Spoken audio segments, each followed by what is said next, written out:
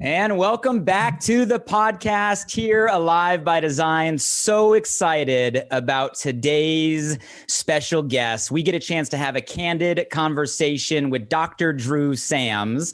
And I know this is going to have a tremendous amount of value for so many of you tuned in here today. Now, for those of you guys that maybe don't recognize the name, most people know Drew as the senior pastor and head of staff here at Bel Air Presbyterian Church, an amazing campus right here in Los Angeles, one of the just most amazing, epic views, awesome energy, and just a hyper engaged, thriving congregation and community. But what I love, and you're going to learn about in today's conversation, is Drew is so much more than just his important role on campus. He's an avid surfer, which I personally love. He is an ultra runner. We're going to talk about just an insane adventure that he is just coming off of. He's a devoted family man. He's a passionate environmentalist. And when you hear him speak, you just get a sense that he's deeply interested about such important topics today, like social justice, nutrition, wellness. And, obviously he is a progressive doctor of divinity with just a refreshing perspective on how faith applies practically in just the crazy time we are in today. And you guys, his message is inspiring audiences all throughout, not only here in Los Angeles, but all across the world. A truly inspiring individual, awesome, outrageous energy. So excited to share a candid conversation with all of you today. And that is Dr. Drew Sams. Pastor Drew, how you doing, brother? Man, Blake, so good to see you. Great to be with you. And everybody joining in, thank you for the time. I've been looking forward to this. I'm so excited about today's conversation. I know right when we logged in, you're having a variety of a day, you were saying. We're kind of in the middle of a whole bunch of different things today.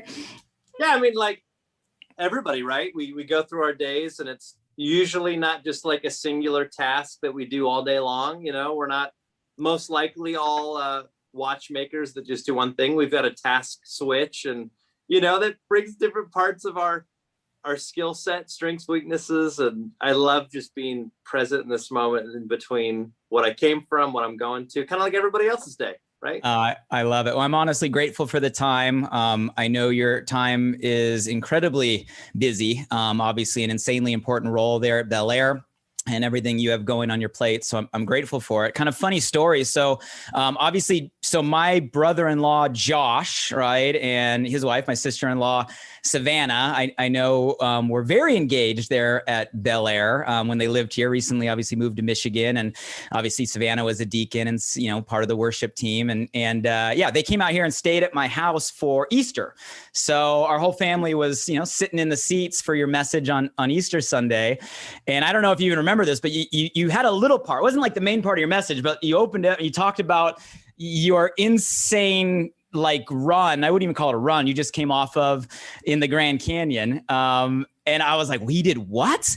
And I was a couple of days after Easter, just sitting at the dinner table with Josh and Savannah. I'm like Drew did what? And Savannah's like, you should just reach out to him and have him on your podcast. And I'm like, yeah. And I reached out on Instagram. You said yes. And here we are. I'm just so thankful for you taking the time. Well, I'm so glad I'm on the other side of what you're referencing, which is in October of 2020, right in the middle of the pandemic.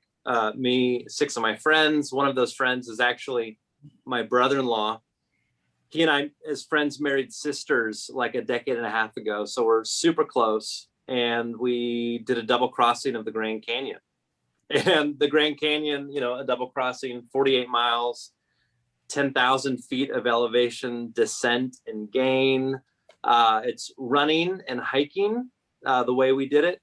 Emphasis on the hiking. Took us 17 hours, 4 hours longer than we planned. But, I came out of that canyon a different man.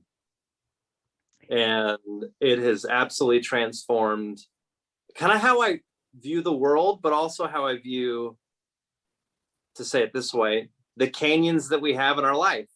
We crossed that physical canyon, but you could also say that there's also emotional canyons in our life. There's a vast chasm between maybe someone who's listening today and the completion of a project, or taking a company public. Like that's a big distance, right? So like, how do we even go about showing up and ultimately crossing that canyon? And I think I learned a lot in that physical experience that I've now brought back into my life to apply to all the different canyons that we might find in our lives.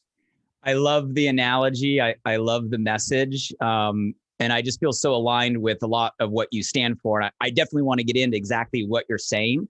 But I'm not going to let you off the hook on nonchalantly saying, oh, we just did like a double Grand Canyon crossing, like hiking. 17 hours is insane. You said 48 miles. So Yes. that's like almost 2 marathons in going up and down the Grand Canyon, 10,000 feet, 17 hours. That's a hustling pace. I mean, my first question, which I know that probably the average person, it's like first question someone's going to ask you is why? Yes. Well, I think John Muir answered that question with, because the mountains are calling. And,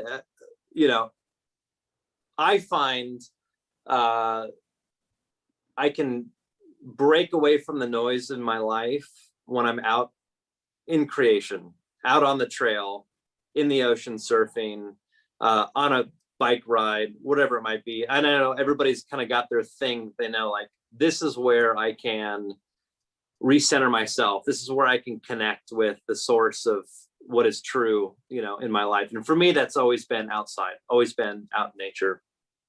And so the why was partly because my brother-in-law and I got this idea in our head the year prior, and then we invited friends, and then it became this like thing of, oh, we're actually doing this thing. And I had never run that. I'd run a 31-mile race prior to that, and a 33-mile race even earlier than that, which is crazy far to begin with. But the 48 miles and the up and down 10,000 feet, that was, for me, next level.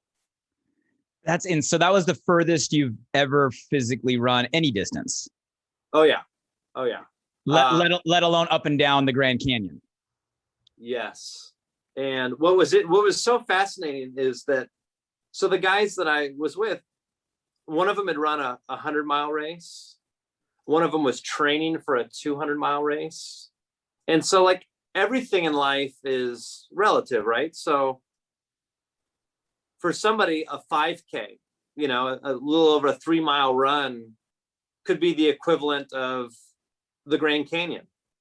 And somebody's marathon could be, just getting up outside and, walking for a minute. We've all got different things in our life that are like bigger than ourselves. And for me, it wasn't about the specific distance. It was, this is further than I've ever been in my life. I'm going to have to step into the unknown. I'm going to have to cross over a threshold that I have no idea what's on the other side. How am I going to do this, right? And, I think so many people, I understand this in physical races, want to get to the finish line, but other people realize it's a huge step just to get to the start. And a lot of people don't know this about races, like in marathons, there's a DNF status. So if you do not finish, like that's that's what's recorded, like no time, it's just DNF. Rough, right? Sometimes good reasons, you're nursing an injury, you don't want to push yourself, right? There's another status, it's called DNS, did not start. Wow. And I think sometimes it's harder to get to the starting line than it is to make it to the finish line, regardless of what that is, whether that's to pick up the phone, to reconcile with somebody, or it's to finally, submit that application, or it's to take the first step towards, whatever it might be that somebody dreams. There's a lot of obstacles even before you get to the start. And that was true for us. I mean, it was in the middle of COVID, and they shut down the Grand Canyon when we originally were going to do it back in May of 2020. And so there was all these reasons why we could have just said, like, you know what? okay, we just found out they turned off half the water spigots in the Grand Canyon. Maybe we shouldn't just do this. Like, there was so many reasons why we shouldn't have shown up to the first place, to start. But there was this collective sense of like, no, we've set this goal. We want to make this happen. We had each other to hold each other accountable, to talk each other out of the fear of, whatever it might be. And we did it. And all 7 of us not only started, we got to the other side and we came back and finished. I love that. You're literally giving me chills just speaking. DNF I'd heard of. DNS I hadn't. And that's so true for so many people, that we let our own fear of what may happen or what may not happen or what may not hit a certain goal or expectation, and all the what ifs keep us from even taking that first step. And there's no shame in the do not finish if you gave it the start, right? But so many of us never take that first step, let alone something, like an achievement like you did. A year worth of preparation. I'm just curious. I've never done anything that far. I've done 2 marathons in my life. And, the LA one right before COVID, actually last year. And then the Catalina, which has a little bit of elevation, nowhere near the Grand Canyon, but that was my first one. And I remember there was a very distinct moment when I was going up and down the trails in Catalina. I was like around literally mile 17, where I had the first negative thought hit my head, where I'm like, oh, I may not finish this. Like it was the first time I'd ever had like self-doubt. I was hurting. I was gassed. Like my legs were starting to hurt. And I was like, I'm only on mile 17. And it was the first time in my whole training, where I'm like, I may not finish this. And it became like a mental game. I'm curious in your adventure here, because it's such an extreme, like, was there a moment in there where it was like, oh my God, right, we may not get out of this? Or, what were some of the moments that were the toughest in those 48 miles? Oh, each of us, each of the 7 guys, we had our own moment that was the moment beyond our comfort zone. And my brother-in-law, he lives in Texas. You're training through the summer. For those that are familiar with the heat of northern Texas, like, you don't want to run in Texas, and there's no elevation. So how do you live in flat central, Texas? How do you train? So he had a treadmill that you could adjust the incline and decline up to, like, 15, 20 degrees. So he does all of his training on the treadmill, a little bit on the road. So within about 5 minutes in the dark, we start at 3 a.m. It's like 35 degrees. All of us who trained in the mountains were feeling comfortable. We had just started, right? Immediately he's complaining. He's like, this ground is so rocky. We're like, it's not a cushy treadmill surface.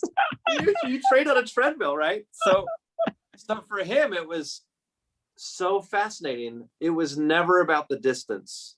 Mm-hmm. The whole time he had run further than that in his life. It was the terrain, that it was the surface. It was the variation. There was another guy who lives out in the Palm Springs area, super rocky trails. Everything he trained on was the opposite of a treadmill. He was so comfortable with that. And it wasn't for him until mile 46. Like, you're 2 miles from the end. He was like laughing. He was filming on his GoPro. Like, he was like this mountain goat, right? And he just hit this wall at mile 46. And he was honestly one of the strongest runners of the group. He's the guy that had done 100-mile races. And he just hit the wall. And he literally had to have another guy, part of our group, arm around his shoulder, help getting him up.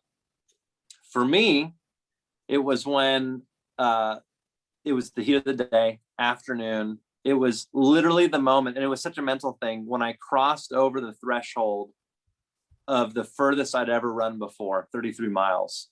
Up until that moment, I knew what to expect. I had some like setbacks, but I knew what that was like. And there was just something about it. Mentally, I got past that, and the wheels started falling off the wagon.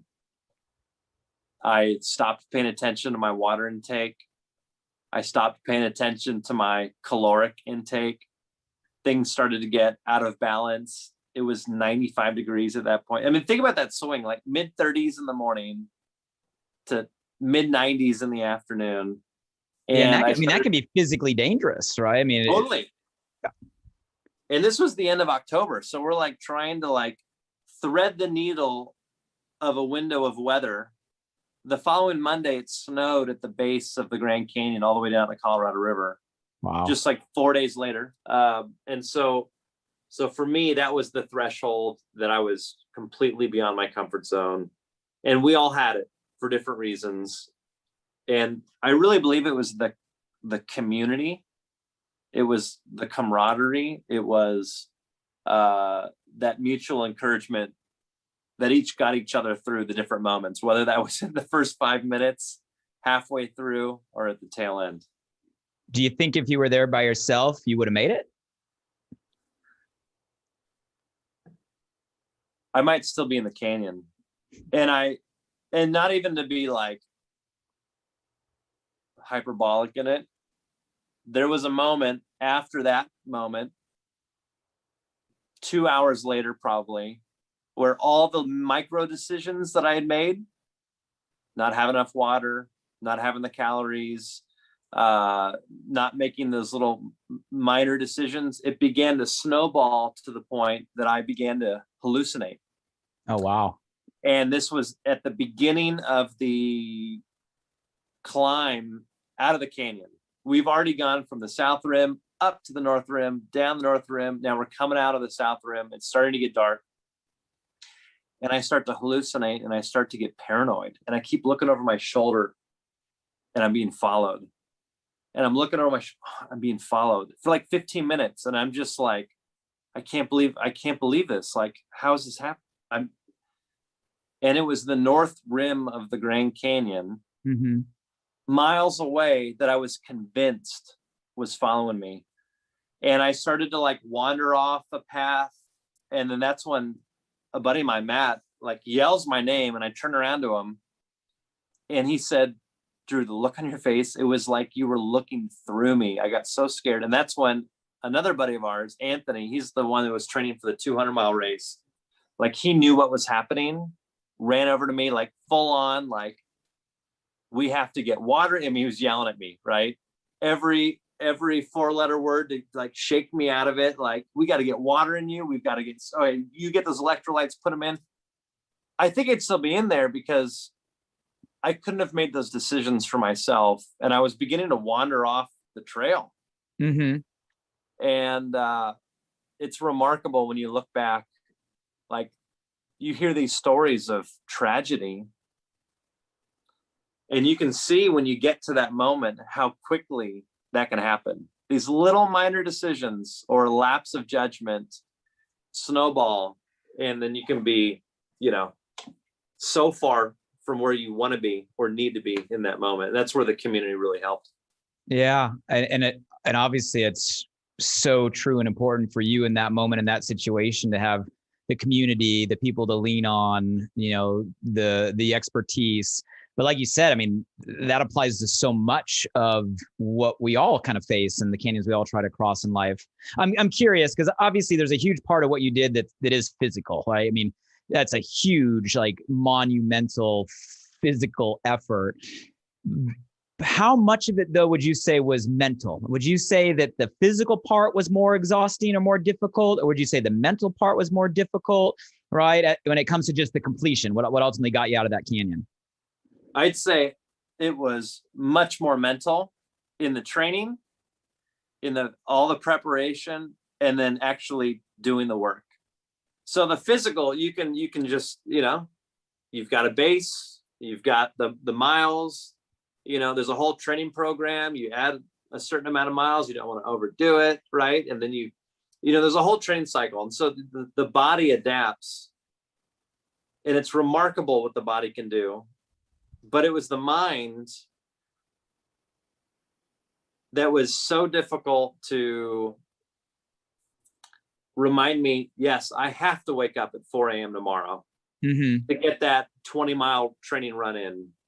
Yes, I have to say no, to the alcohol for this season, because I know that that's going to help my body. get ready for it. I've got to say yes to this and no to this. And like the mental fortitude was remarkable, how much seemingly in the training was what I needed to refine. And that's where I would have the greatest setbacks. It was the mental setbacks that would then have ripple effects through the physical, the nutritional, whatever it might be. But then, of course, when you're in the canyon, man, it is all mental. It is all mind over matter. And that's where what was interesting, when I started to hallucinate, I thought, oh, like this is the moment. Like this is the moment where like it's all mental. Like I feel like I'm out of my body. Oh, good. Like I know what's going to happen. But then it got past it and I was just gone. And I needed somebody else's mind to help my mind and my body to get through it.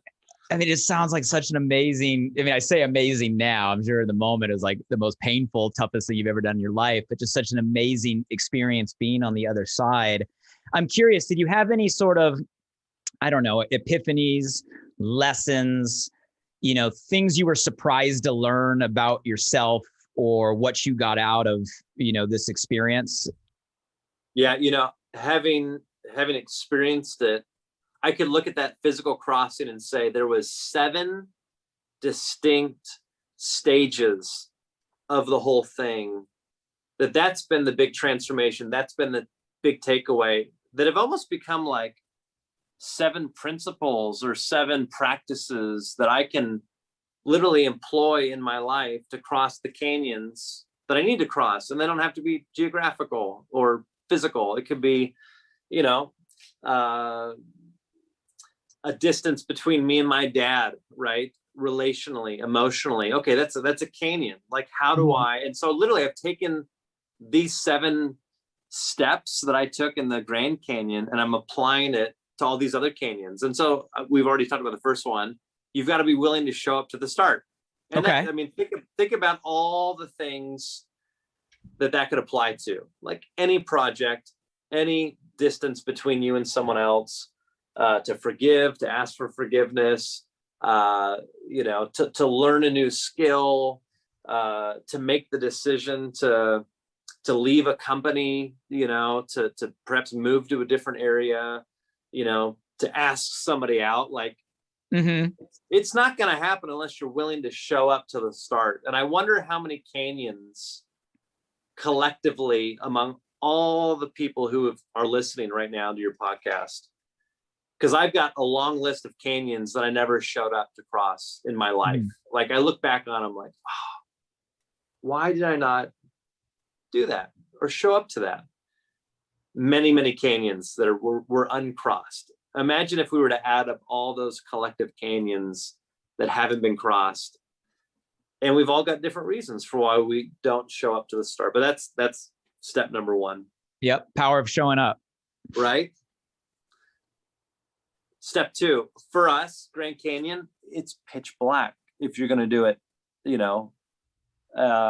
we start at 3 a.m. And so what's so fascinating is when you show up to the edge of the Grand Canyon, it might as well be Nebraska, flat. There's no mountain that you can see in the silhouette against the stars or the moon, because it's all under the horizon line. So we had to, and this was the second step, we had to descend into the dark unknown. When you're up on the ridge of the Grand Canyon, there's none of your 5 physical senses that can enable you to see the pathway ahead. Even if you have headlamps on, which we did, we can only see 30 feet, 40 feet, maybe 50 feet in front of us. And so what we needed to do is we needed to rely on something outside of ourselves to descend into that dark unknown. And so for us, it was a GPS map, right? That enabled us to see where we were and to see where the path was in relation to us. And so for me, as a pastor, as someone of, of faith, like, man, what a great metaphor for the faith journey. There's this passage in scripture that faith is the assurance of things unseen. I love that. Like the map the GPS map, because we trusted the map makers. It wasn't like a map that we bought from some kid who just happened to scrawl it on a napkin. Like, this was like an official US Geological Services map, GPS on our phones. We trusted the map. So we were willing to descend in the dark unknown. And I realized that in the canyons in my own life, relational, a project, whatever it might be, I often have so much fear taking the first steps or the next steps because I can't see the whole path ahead of me. Mm-hmm. I'm like, well, how are they going to respond? And well, I don't know how that's going to happen. So in many ways, showing up to the start is like every single step. But when you descend in the dark unknown, it's a willingness to just put one foot in front of the other, to keep moving forward. Even if you make the wrong decision, okay, we can make another decision and get back on track. And that's been super transformational as I've stepped out into the canyons in my own life.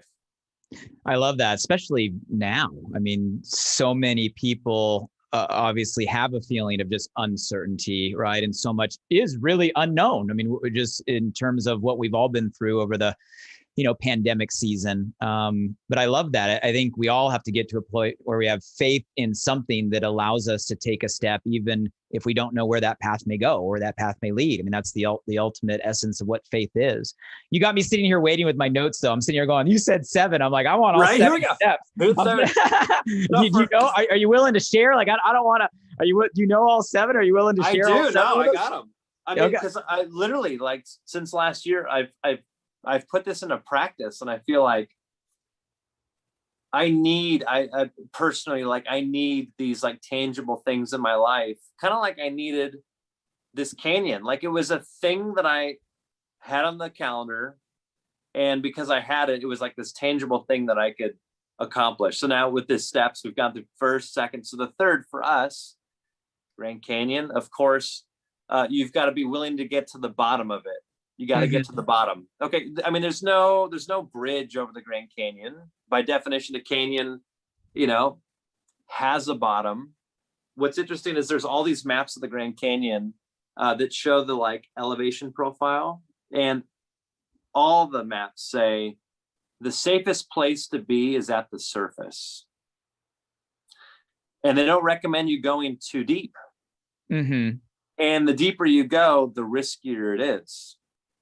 And I think so often it's so hard for us to cross the canyons, the chasms, whatever they might be, because it's safer at the surface. So let's say, I'm married, and there's a huge fight, let's say, between my wife and I. There's an emotional chasm.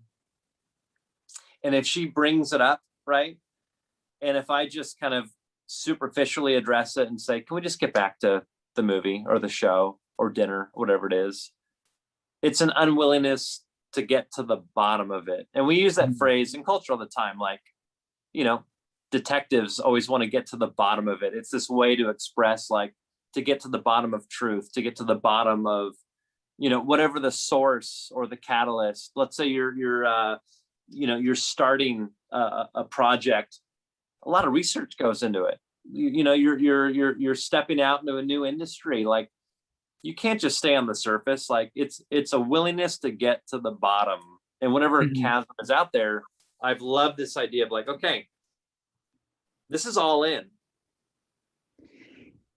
Especially when it comes today, when you deal with just people, right? Relationships in general, whether it be relationship with your spouse or significant other, or you're talking peer group, or you're talking relationships in business. So often you never get to the root of the issue, right? And you dance around the surface, never being willing to peel back and go deep enough to solve a problem, to address an issue, to make the fix, to, deepen a connection. So I think that applies to just so much of what, where a lot of people are probably at today. So when you say get to the bottom, you mean cut through the stuff.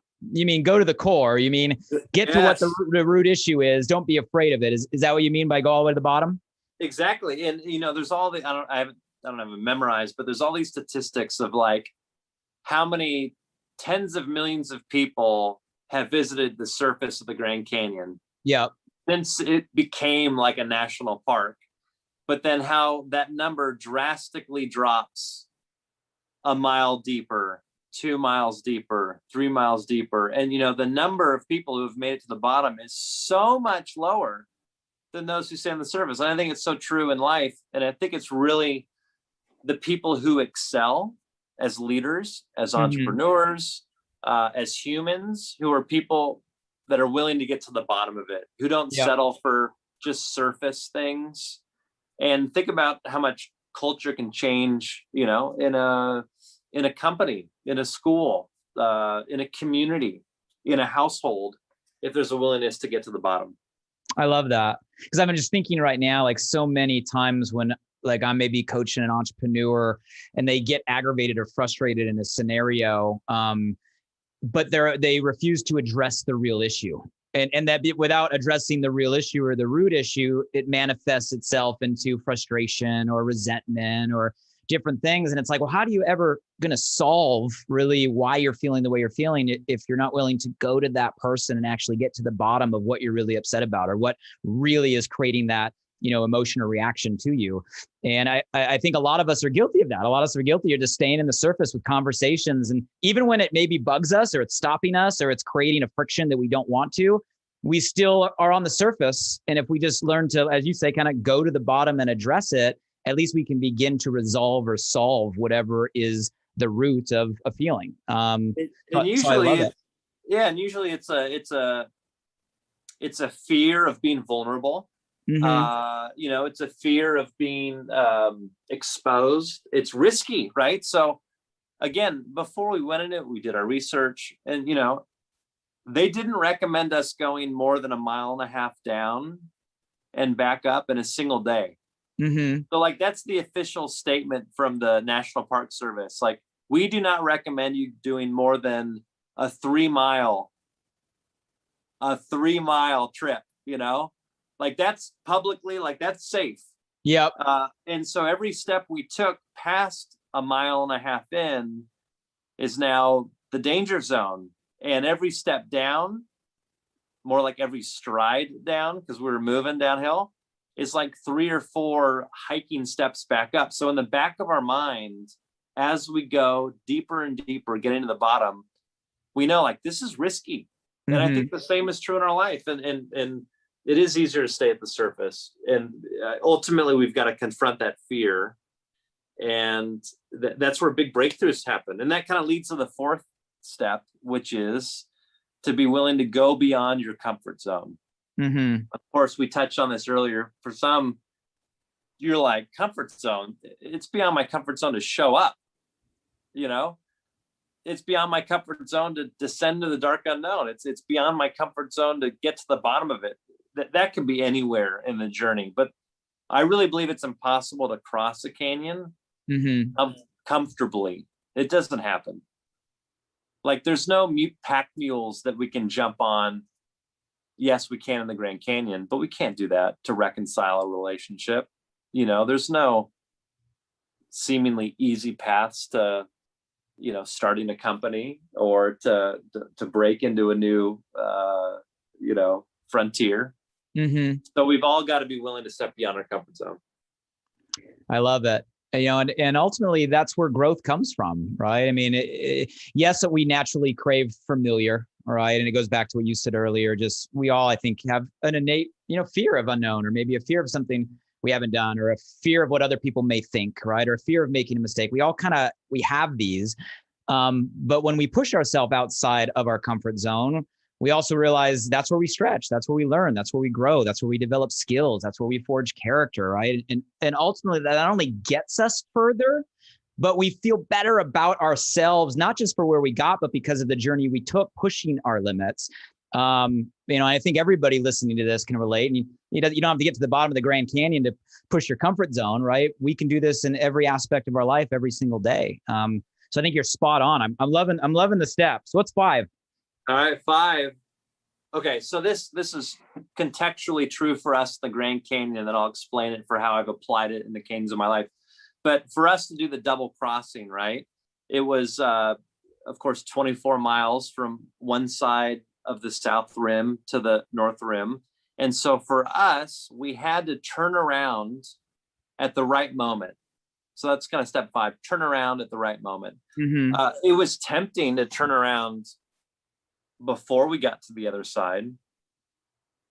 I mean, it was tempting not to show up. It was tempting to turn around driving from LA, to the Grand Canyon. There was a moment where I was like, you know what?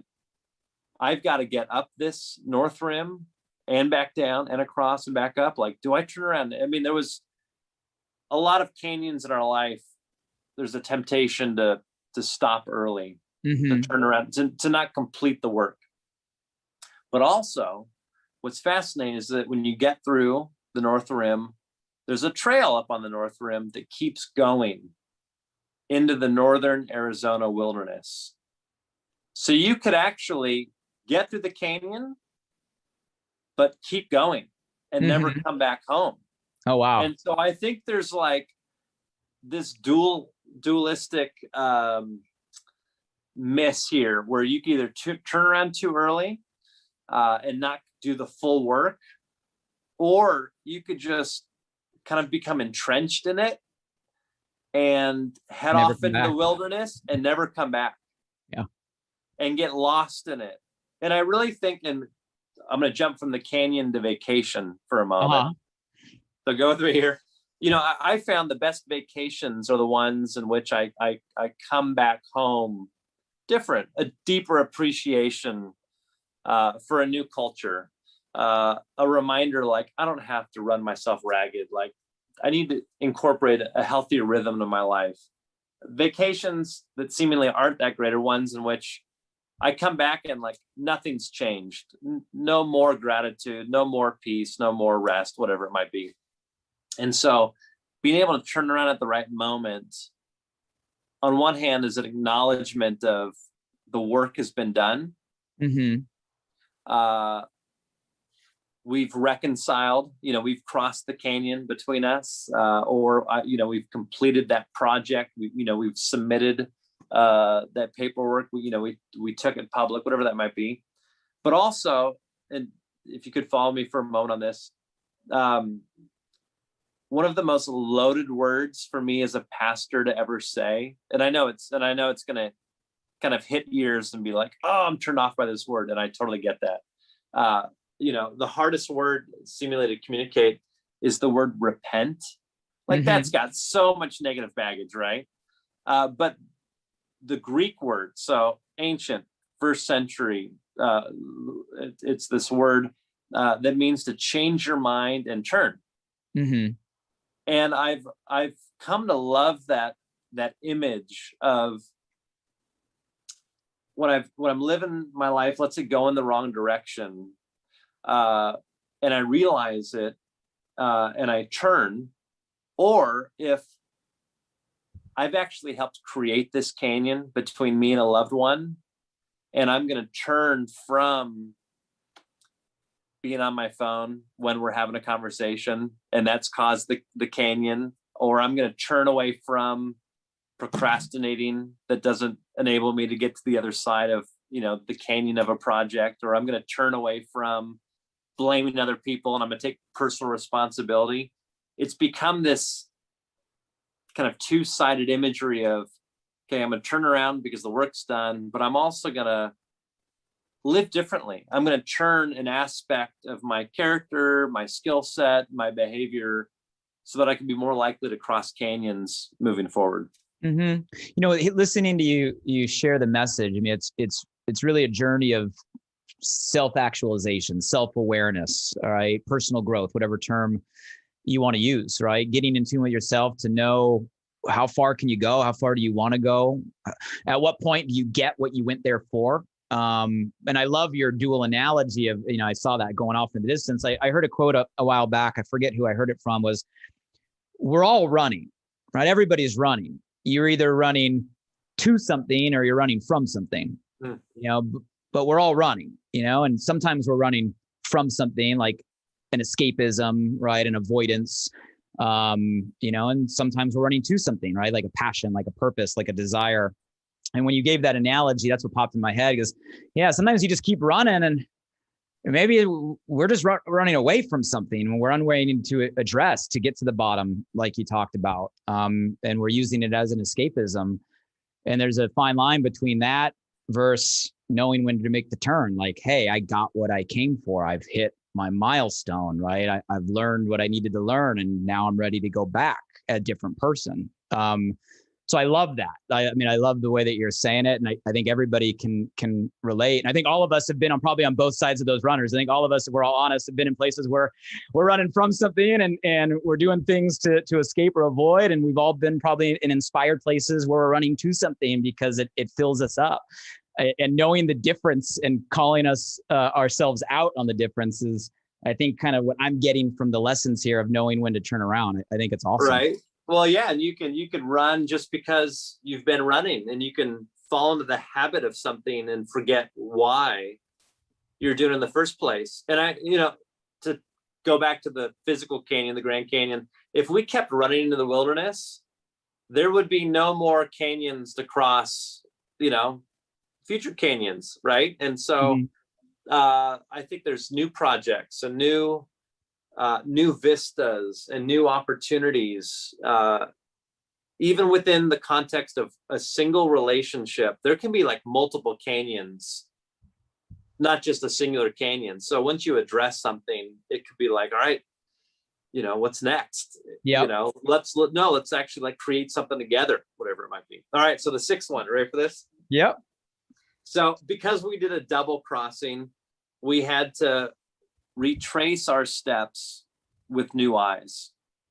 So literally we turned around at the right moment and we came back through the same path, completely seeing it differently. Not only from a different vantage point, like what was up is now down and what was morning is now afternoon. Like obviously the lighting is different, but it was like at a deeper level. It was like, I remember that moment. That was the moment I wanted to give up.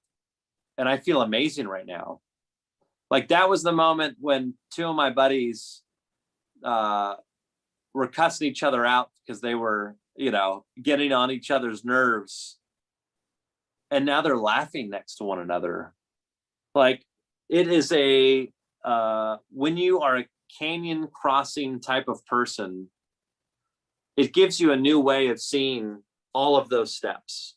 It reframes the starting point, the descent into darkness, getting to the bottom of it, the comfort zone. And it gives you a perspective that you never would have had you not shown up and crossed that canyon in the first place. And so I've realized in that experience that when I step out and cross canyons, whether that's at a relational level, whether it's an emotional thing that I've got to work through, it gives me a new vantage point. I see it with new eyes, and I can better identify when I'm in a new situation, like at the end of my rope, want to give up, to see that new moment of fear, that new moment of doubt, that new moment of wanting to turn around too early through the lens of previous canyons that I've already crossed, which is so weird. I mean, like to see this present moment through the lens of a past victory gives me the courage to, okay, I'm going to keep going. I know what this is like.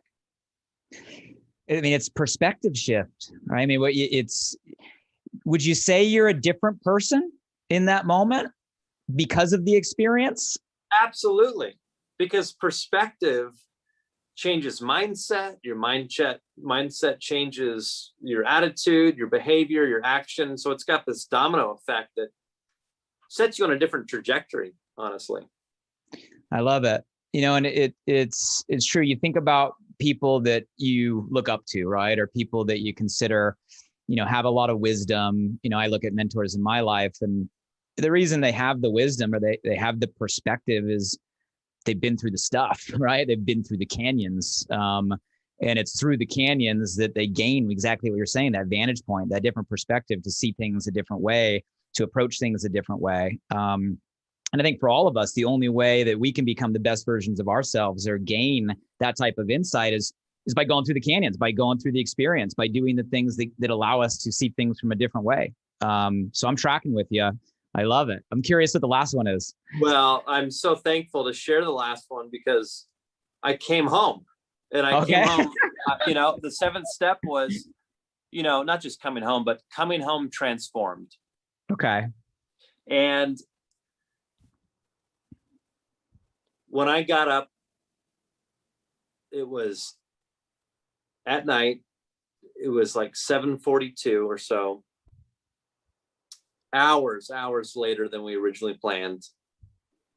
We were supposed to get back out of the canyon before sunset. Like I was in a not just physically dark place, like I was in an emotionally dark place. Getting out of that, I came through the dehydration, came through the hallucination, came through all that. And I mean, I don't wish that physical experience on anyone. It was awful. I can't even wrap words around it.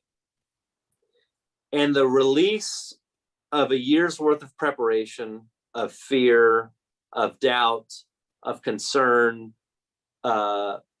mental taxation, physical exhaustion, the release that happens when you get to the top of the South Rim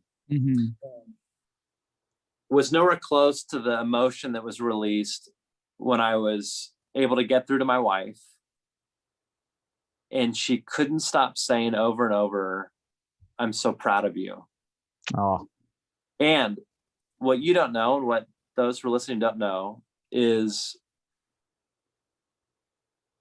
how deeply freeing that was. Because for my entire life, there's been a person whom I love very much and who is very loving to me, and it's my biological father, who's never said, "I'm proud of you." Mm. And like, this is something I've carried with me. I've wanted him to say, and he's amazing, right? My parents divorced when I was 6 years old. I don't see him as much as I want, but I've never heard him say, "I'm proud of you." So there's always been this void, canyon, hole that I wanted to be filled. And I wanted it to be filled by him saying, "I'm proud of you." Mm-hmm.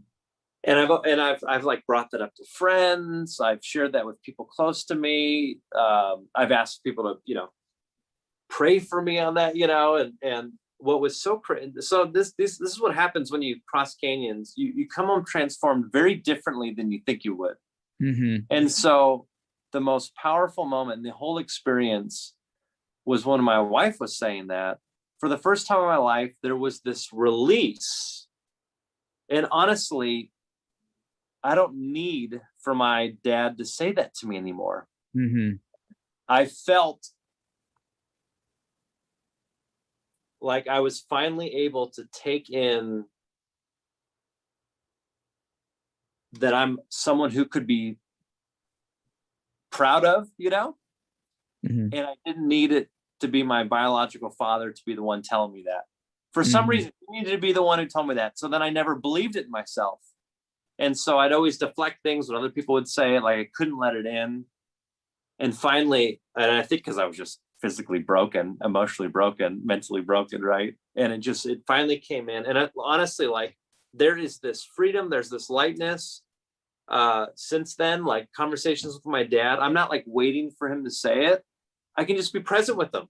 Mm-hmm. It's hard to, unless you've lived my story, but just to give a little sneak peek into that aspect of who I am, completely transformed in a way I never would have imagined.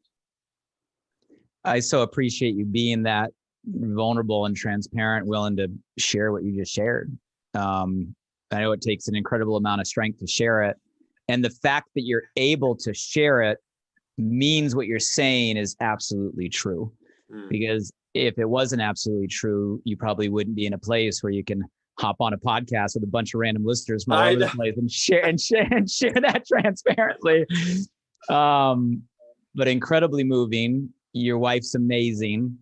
And And if I'm reading between the lines in what you're saying, I think her words were probably as freeing, not because they were her words that she was proud of you, but probably in that realization you crossing that canyon, you're like, well, I'm proud of myself, right? And I appreciate my wife saying that.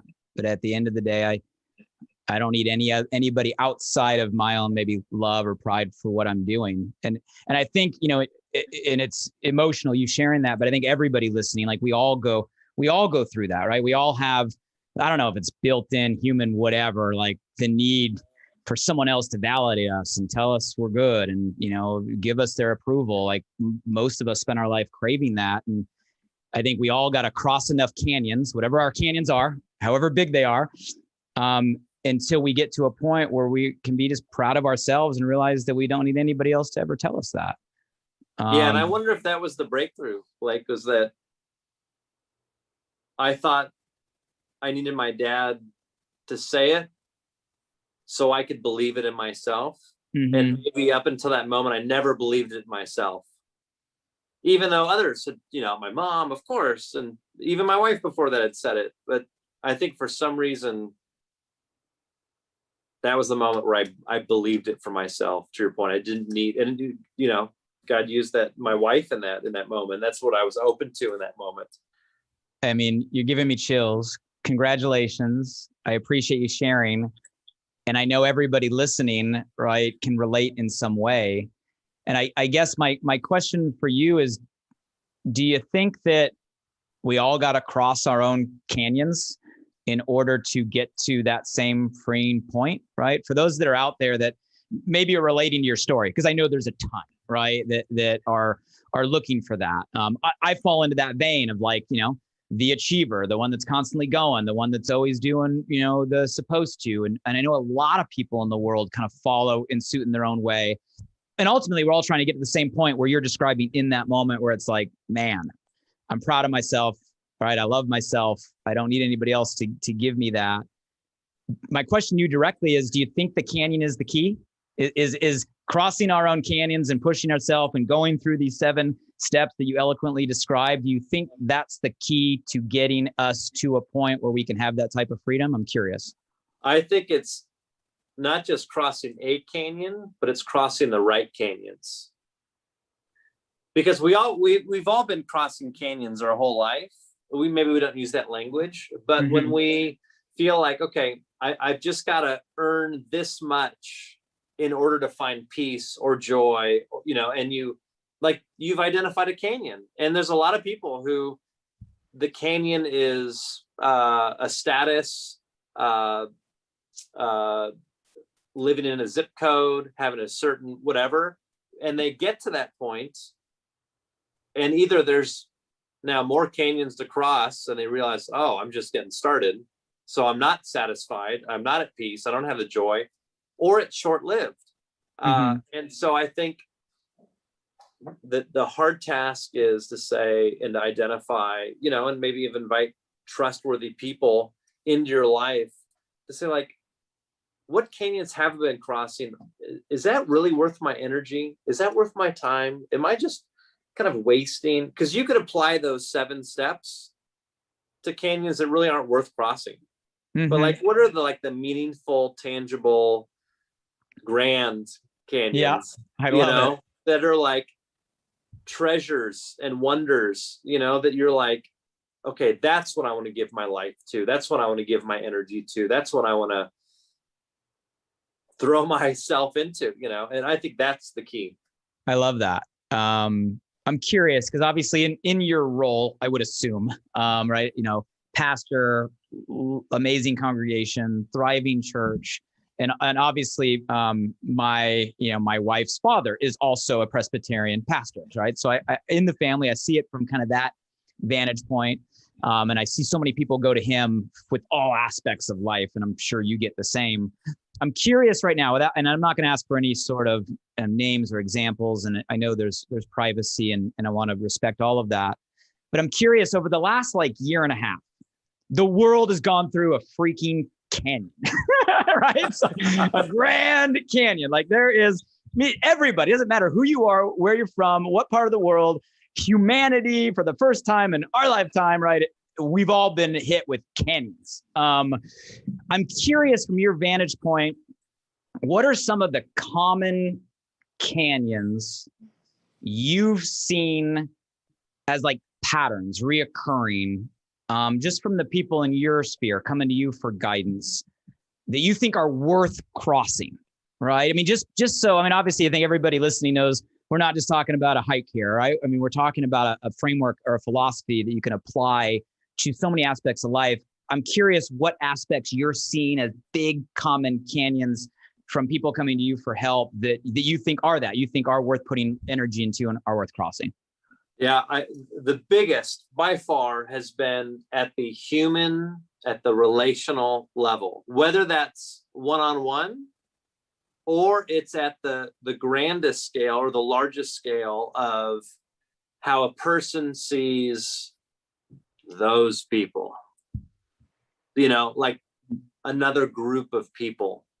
And I've seen thousands of canyons get created in this last year because people who had no idea this particular viewpoint existed a year and a half ago, now in their news feeds, whatever kind of awareness enables us to understand, like, oh my gosh, I completely disagree with that viewpoint. And there's a whole group of people that believe that crazy viewpoint. And so now there can be this stereotyping of the other that ultimately can distort who they are, like character drawings, like, my ears they poke out just a little bit, and when I go, I did it as a kid, go to Disneyland, and they drew the thing, they made my ears like so big, and I'm like, I don't look like that, do I? And they took this little aspect about me and they blew it out of proportion. And I've seen just in counseling and with friends and people, within our church family, is that there can be huge canyons created because we misunderstand. We assume we can begin to just treat someone like the other, and we circle the wagons, and there's been so much division, and we see it everywhere. And it's larger than just in our city, it's larger than just in our country. This is being played out. It's sadly part of humanity. Like, there's relational fractures, relational canyons that exist. And again and again and again, people are coming saying, like, how do I see that person differently? How do I forgive that group of people? How do I reconcile with my daughter, who has this completely different viewpoint? And it seemingly like the best canyons, I think, can be crossed are at the human level. I love that. I'll ask you the inverse of the questions. I'm just genuinely curious, because you said the right canyons. So what are some of the canyons you see, just from your vantage point and your role, people coming to you for help, that people are putting their energy into, their attention into, their focus into, their time into, their life into, that you're like, these aren't even canyons worth crossing? The flip side, like, what are some of the canyons out there that if some of us are getting sucked into and are putting time into, that you might say, like, those aren't worth the time? There's bigger canyons that deserve your energy. What would you think those are? Yeah. Here's some easy ones. So trying to cross the canyon of always being in control. There's a lot of people who spend a lot of energy, a lot of money, making sure everything is controllable. And we order our lives around being able to know what to expect. And so what happens in trying to just pursue that is invariably life happens. This last year happened, right? And I've noticed some people just completely become paralyzed in fear because they've lost control, because they've spent so much of their life trying to cross canyons in order to have control. Another one is crossing the canyon of always being right, and some people, it's just like, I'm gonna be satisfied when not only am I right, but everybody else knows that I'm right. And when people go crossing those canyons, there can be this judgmentalism, pride, right? And I see that a lot. I guess the inverse, like you said, can also be the inverse of anything that belittles other people. So if you're trying to get to the other side, and the only way to get to the other side is by using people, trampling on people, only bringing people in your life when they can give something to you, and then just kind of brushing them aside when you've got no use for them. That's another good sign that that canyon likely isn't going to be one of joy on the other side, or of transformation on the other side. I know there's people listening going, oh, because again, so many of us slip into that, right? I mean, it's so easy. It's so easy. Like, I got so many people really close to me in my life that I watch exert so much energy trying to control the uncontrollable, and again, going back to just the season we've all been in, I think it's what drove a lot of people crazy, just trying to feel some element of control in a time where it's just not there. Like you got to let go.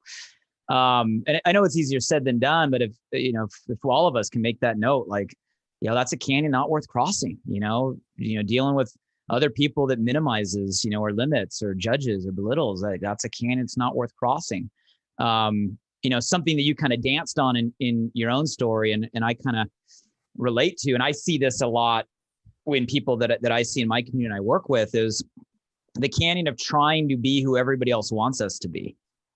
And especially right now in just like the social media world and the comparison time. And would you say that's a canyon that you see a lot of people put energy into? You're like, that's a canyon that I wouldn't try to cross, just the canyon of trying to be, who everybody else thinks you're supposed to be, or trying to be, everything to everybody, or trying to be, do everything right. I see that a lot in my own world. I've fought with that in my own journey. I'm curious if you would put that in that bucket of, don't put energy there. Oh yeah. Every single one of those. And I'll add one of my own canyons that I used to always try to cross, and I have to really protect myself from not trying to cross this. It's to please everybody. Like, I just want to be liked by everybody. And then super dangerous when you're in a very public role where there's a million different opinions. Like, you can't please everybody, whether the everybody is 1,000 people or the everybody is 2 people. It's impossible. So yeah, trying to be all things to all people. I also think that the canyon of accumulation of things, or status, or a reputation, because often what happens is there's always more things to have. So that's a never-ending canyon. You'll get to one side and you'll be like, oh my gosh, it's a bigger canyon. I didn't know that level existed. You get the top car and you're like, oh, but then there's that car. You get that house and it's like, well, there's then that house, or whatever it might be. When it comes to a reputation, like, there's always going to be somebody who has a better reputation than you, or there's always going to be a critic. What do you do then with that? I think that there are, just from my own experience, I'm really good at crossing the wrong canyons. I think all of us are. And the reason I'm asking you to highlight those is because I know all of us are guilty, right, at times in our life, or even right now, of trying to cross the wrong canyon. So at least just a level of awareness, talking about it here and realizing, like, hey, that's not where life and energy should be going. I think everything starts with awareness. Change starts with awareness. I mean, I'll hit you with a hard question. I don't know that there's an answer to this. I'm just curious your response. Like, is there anything you've learned in your own journey, putting time in the wrong canyons, right, to get yourself out of that canyon and focused on something bigger? Like, when you're on any one of those things we've talked about, is there anything you've learned or anything you've adopted, a belief, a tool, a reminder, something that has gotten you out of going the wrong direction and going the right direction? Yeah, so great. Yeah, to me, it always comes down to relationship. And with that, as a person of faith, so that would be relationship with God. And I kind of express that relationship through prayer, but also reading scripture. And there's, a lot of scripture that can be very confusing at first reading. But, when I look at the life of Jesus and I see how we lived, how we loved, how we treated people that the rest of society would cast aside. He was very countercultural, very subversive to a life of striving. And it blew people's minds back then. It blows my mind. And so when I come back to that relationship, very quickly I can see, okay, I fell into the wrong canyon here. But also in relationship with people whom I trust and I've invited into my life to speak into my life, where I can, say to a mentor, to my wife, to close friends, and say like, hey, can you give me some feedback on this? Like, I haven't told you this, but I'm thinking about launching this thing, or I've been, focusing on this thing. Here's my schedule over the last month. Can you give me some feedback? And it's been great to see, like, a mentor of mine who's like, why are you, like, in your role, you shouldn't be taking these meetings. Are you taking these meetings because you're trying to please everybody? And I'm like, oh gosh, yes. I'm trying to I'm trying to just make everybody happy. Okay, you're right. I shouldn't. Okay, so it always comes down to relationship for me. I love that. So especially relationships that you're willing to be transparent enough to say, hey, help me here, and giving people permission, right? I guess to help you and wake you up when you're going down the wrong path. I think that's awesome. And then obviously an element of faith, which, is you as a person, you as your role, something that is big in my life. I grew up Greek Orthodox. So my mom's half Greek, my dad is, and I grew up in a Greek Orthodox church. I grew up in church, but they spoke Greek and I don't speak Greek. So I grew up in a church. Can't say I learned a lot in the early years. And actually it was, we might even be mutual acquaintances. I think Matt and Tim Rhodes. Do you know the Rhodes brothers or the Rhodes family? No way. So Matt Rhodes was like my best friend. We were best friends growing up, right? Lived down the street. And it was actually Matt who started bringing me to church and introduced me to the Christian faith and brought me down to Mexicali on mission trips and kind of opened that door. Was the Rhodes brothers for me. And kind of, I moved into a Christian belief system when I was in high school. Side note, that's where I met my wife. So Karis and I always tell people I picked up my wife down in Mexico, and I like the reactions I get. And I say, now I was at a church mission trip, and they go, oh, but yeah. So they kind of started me on that journey. So I consider myself faith-based, but I've never really considered myself really religious. And now there's all this language around, like, everybody's kind of moving to this like spiritual language. I'm just curious from you, like, as a pastor and someone, doctor of divinity, like, how do you define religion versus faith versus spiritual? Like, how do you define these words? Right. It's such a great question. Words, if you could think of it this way, are a lot like a piece of luggage or a backpack. And we put meaning into words, kind of like we load up a backpack. And over time, words can change meaning, like I remember when I was in high school, like when you said, like, man, that's bad. Like, that was good. Right? So confusing. But it didn't mean that to my parents, right? Back in the day. So like luggage, you can put different things in. And so I think what's happened over time is that these words have like changed meaning. So just from where I am today, and for what it's worth, and if this resonates with listeners, how I see it is that like the negative side of religion, which I frankly want nothing to do with. And when I look at like the life of Jesus in scripture, it seemed like he wanted nothing to do with. It was all about do's and don'ts. This is what you got to do to measure up. And it really separated people. It really made things hierarchical. You're either clean or you're unclean. You're in or you're out. And I think that leads to a very narrow way of living. The opposite of freedom. The positive side of that word. So things that I want to put in that word are, there's like this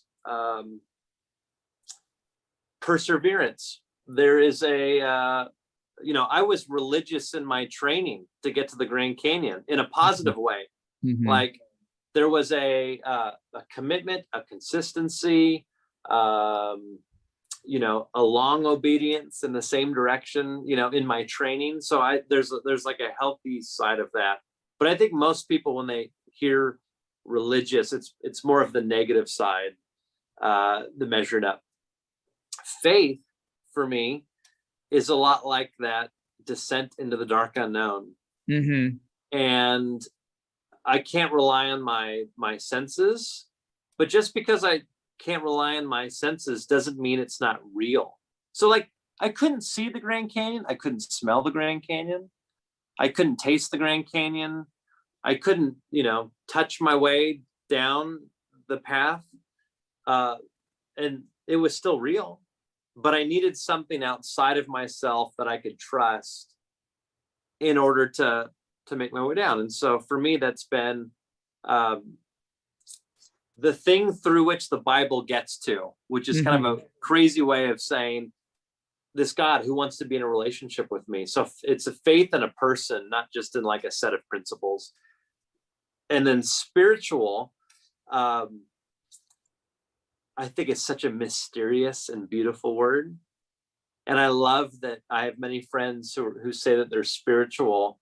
And I believe that God made us as spiritual beings that have bodies, not the other way around. I think that we're spiritual beings that have bodies, not physical bodies that can sometimes be spiritual.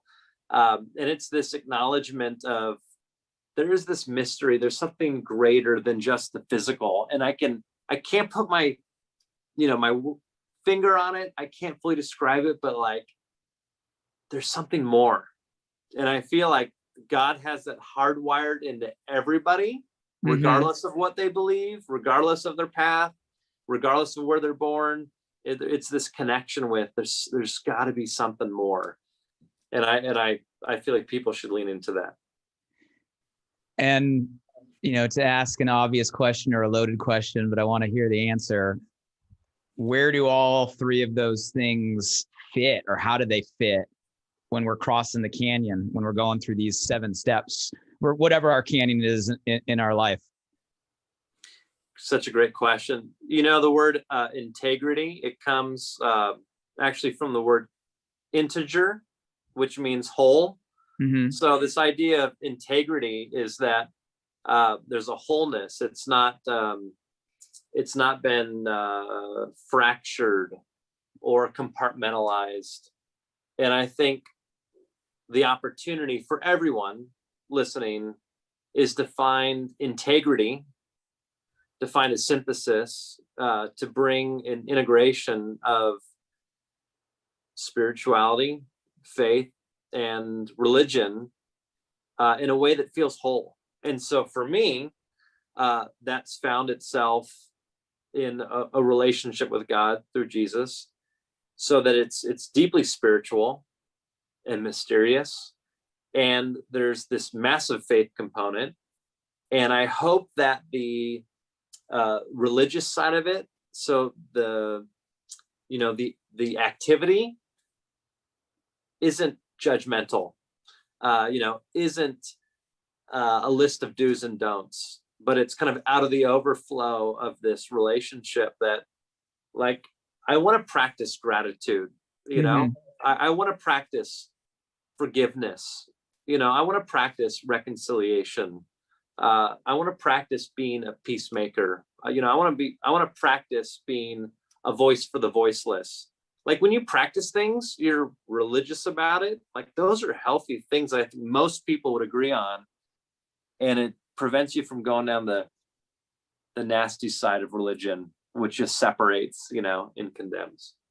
I love it. And I love the way you frame that. It might seem like a silly question, but even me, I just honestly wanted the answer, because I hear these words used in so many different contexts from so many different ways. And, sometimes just, I don't even know where people are coming from. So I love the way you kind of define those, and I align with all of that.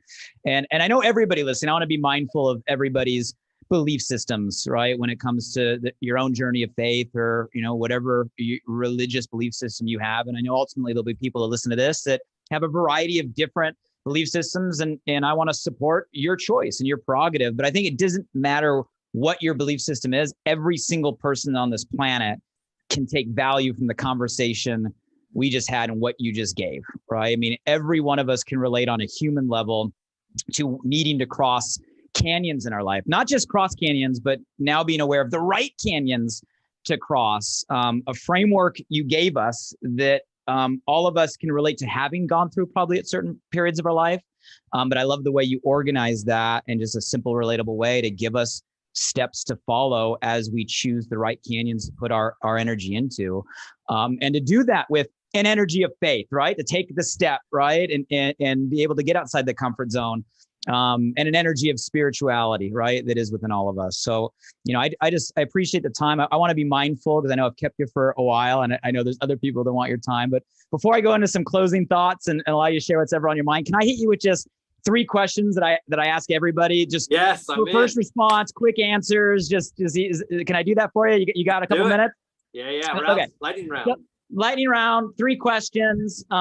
First thing that comes to your mind, right? So, I'm all about shifting perspective. We talked a lot about, even in one of your lessons today, how you go out and you come back with a different perspective. And I call it shifting the script, which just means changing the story or the narrative, right, in our own mind. I'm curious, what belief shift in your life do you think was most significant into creating who you were today? You went from telling yourself this to telling yourself this. It was so amazing how quickly I can get to this. I am what I do. That was the old me. Mm-hmm. So I'm like a blank canvas, and I've got to create a masterpiece. I gotta hustle. I gotta do it. I gotta measure up. And there was this fear. There was this doubt. There was this insecurity of like, well, what if it's not enough? And the shift was, there's a masterpiece here. Mm-hmm. I've gotta let it out. And I love how Michelangelo described, I think it was Michelangelo, mm-hmm. and the David and the granite, like he saw David in it and he just wanted to set him free. So it's this shift of like, okay, no, it's already there. We got to uncover it.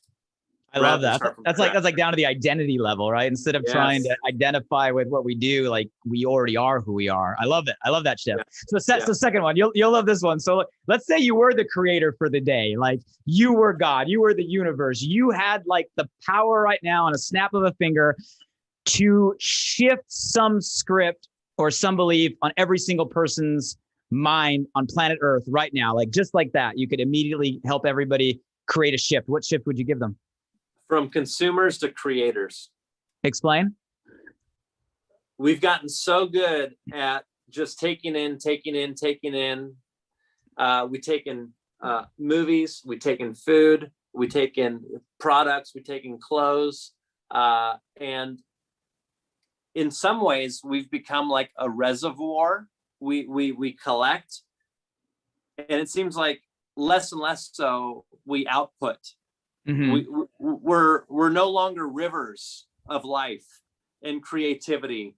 And, we're reservoirs. We're no longer thoroughfares. We're cul-de-sacs. And so, I mean, even the way, in media, people are described as, consumer habits are, like our identity has become, we're just consumers. So the shift would be, we would create more words, things, ideas, relationships. I love it. You're speaking my language. We're all creators out there. What are you creating right now? What are you doing? What ideas are you bringing to the world, right? Everybody has that in them. I love it. So shift for consumerism to creators. Okay, last one. Obviously, I kind of called the podcast Alive by Design. I'm always been just enthralled with the word alive and what it means just to like truly, not just be alive, but like feel alive. I'm curious, like you, Drew Sams, right? What makes you feel most alive? It's that moment being outside on the trail during the blue hour. Are you familiar with the blue hour? So many people are familiar with the golden hour. Yeah. Right? It's that hour before sunset. Well, the blue hour happens twice a day. It's the time earlier than the first twilight. It's the hour after the golden hour. And it's a perspective shift. Yeah, it's not the like golden hour. Yeah, it's happy hour. That's when you do photography. It's like this liminal space, this threshold experience of what was and what will be. And there's just something about being out on the trail, probably because I spent all this time training, right? And that's the one time I could fit it in with the kids waking up early and, the work in the day. It was this like moment of potential that I chose to step into. And I felt so alive in it. And the birds, you could hear the sound under my feet. I want to live my life the way that moment felt all day long. I love it. I love the way you just ended it. I want to live my life the way that moment felt. Because that's the ultimate goal, right? The ultimate goal is to figure out what makes us feel alive and to feel that way as much as possible. I think, otherwise, what's the point? Right. I love it. This conversation has been so inspiring. I mean, we can go all day long. I've gotten a tremendous amount of value. And I know everybody who takes the time to listen to this is going to grab nuggets that they can instantly apply to whatever canyons that are right in front of us today and will be in front of us tomorrow. Before I ask for your closing thoughts and anything you want to kind of leave us with, I know there's going to be a bunch of people that are like, where can I find, more about Drew? You guys, he's easy to find online. So Instagram, Pastor Drew Sams. So just at Pastor Drew Sams, go follow. If you got something from today's conversation, we only do this as a way to give value. There's no other motive. We want to contribute. If you heard something that resonated, something that inspired, something that gave you a shift, shoot us a message. Let Drew know that's why we put time into this, is to make a difference and make an impact. And when you're on his Instagram, I recommend click the link tree. There's a link there and you can find a bunch of different amazing resources. If you want to catch up on some of Drew's sermons, and obviously you can catch him live most Sundays here in Los Angeles at Bel Air Presbyterian Church, which is amazing. And I'm just going to go on a limb. Drew, I looked for the book, man, and I couldn't find one. After today's conversation, like these 7 steps, like I'm just going to say, like that when's the book coming? I don't know. This would be a perfect one. Well, here's the crazy thing. So I had to do this. I had to show up to the start. So I've got a meeting set up, which will probably line up right when this goes live, to figure out what are the steps to execute. Because I've got the outline, I've got it ready to go. Now I just got to show up and do it. I love it. That's amazing. I'm listening to all of this, and I know you kind of mentioned that on your Instagram post a couple of weeks ago, and I'm like, this has got to get out to the world, because again, it's something that everybody can relate to, and it's an amazing experience for you to share. And I love that you just applied your own framework to your own next step. I'm showing up, step 1.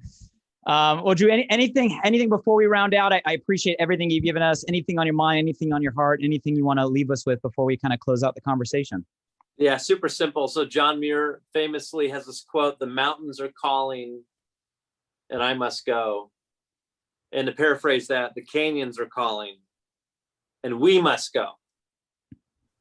What would our world look like a year from now, a decade from now, if more and more people cross the right canyons?